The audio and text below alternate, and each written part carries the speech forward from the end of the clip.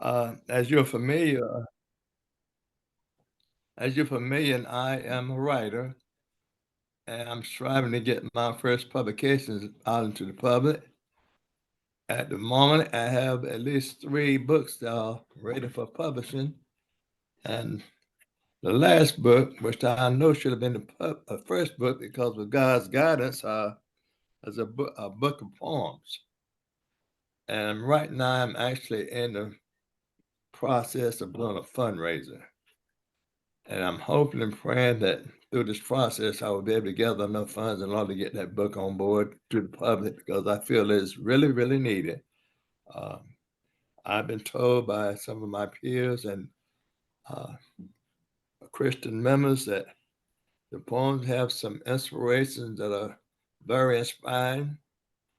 It's helping to heal broken hearts and is have healing and encouragement in the poems. And I do have a flyer that I produced for this event. However, I haven't been able to get it out yet. As of yet, only location is really headed for is the concert that's coming up in Goldsboro this week on the 23rd with Michael Yaverton Jr.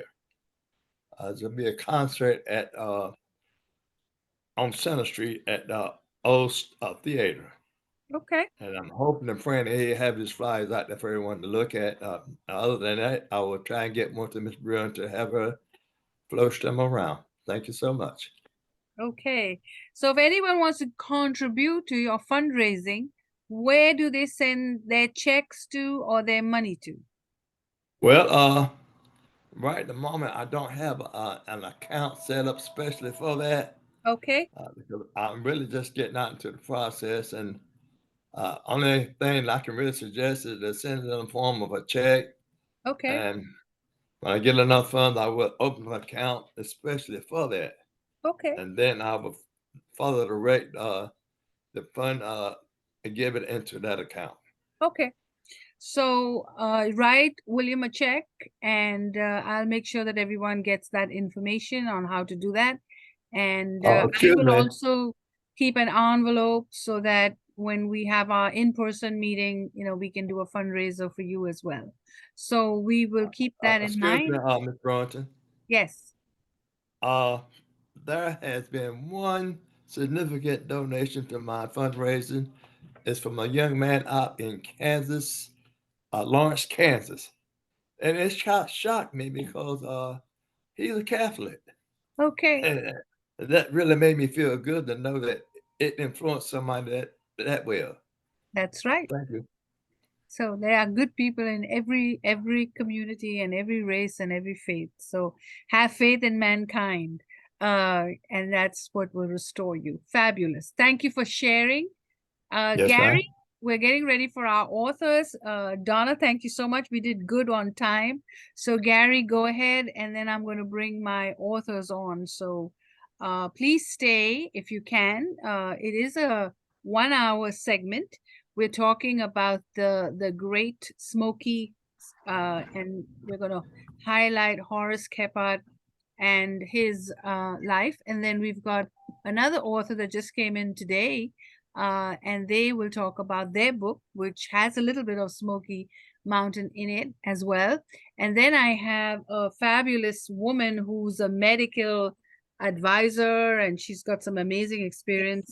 And so she'll be coming on next as well. So please hang with us. And for those of you who can stay, you're going to be in for a wonderful surprise. So my last person is Gary. And Gary, if you want to quickly take 2 minutes to just tell us what you do. And if you can stay, I have some good news for you. I have some prospects for you. So just tell us what your good message. Go ahead. Good evening, everyone. Gary Chan. I am currently working with businesses, nonprofit, as well as places of worship in the recovery of the COVID relief funding. The program is a federal one and is called ERC, Employee Retention Credit.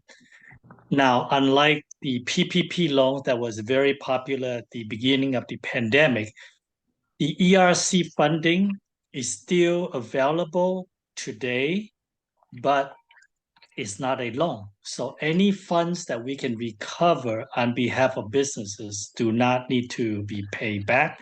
I often dub this program as getting funding without incurring a debt because there's no debt involved.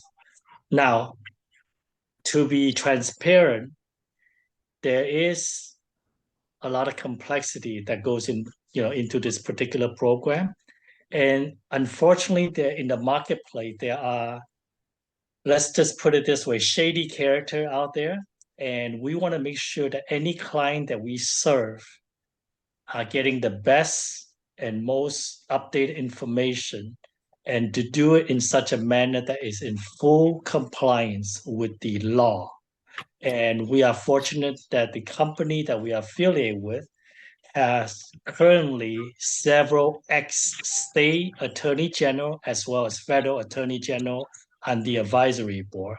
So that lends a lot of credibility in terms of the reputation and the people that is working on this particular program. And the last point I want to just highlight is that we can serve client with as few as one eligible W-2 employee up to 500. And so I'll be more than happy to have any conversation with potential business owner or nonprofit just to explore to see if this is a program that is relevant for them. Thank you so much. Fantastic. Make sure you give us your contact information in the comment section. So Donna, will you wrap us up? This was our veteran and women-owned business group, and we're moving to our author collective in a few minutes. The authors are here. So Donna, if you want to wrap us up, I'm recording. So if you want me to stop recording, I can, if you want to talk about specifics. Donna? Oh, no, that's fine. I just want to emphasize, when Claire and I started this group, can everybody hear me now? Yes. Can everybody hear me now? Yes, we can. Okay. When Claire and I started this group on Zoom when COVID started back in March of, 2020. It's been that long. Our goal was threefold. We wanted to ensure that people that needed access to clients could find them. That's why we organized these small group get-togethers so that people knew who each other were. And we've had people, Claire, I think from as far away as Australia, Canada, Yes, Europe, we have. you name a continent, I think they've been here, right? Yes. And also to ensure that small business owners got a spotlight. Because a lot of times larger companies, they have significant staff to do marketing and social media and maintain outreach with their local communities, right? But small business owners don't have that kind of advantage. So we put a spotlight on that small business owner out there who need a lift up, right? So we lift them up here in Zoom and we give them access to all these people all over the country, even the world perhaps. And the third thing was to teach people something, teach them about how to manage their businesses better, how to use marketing.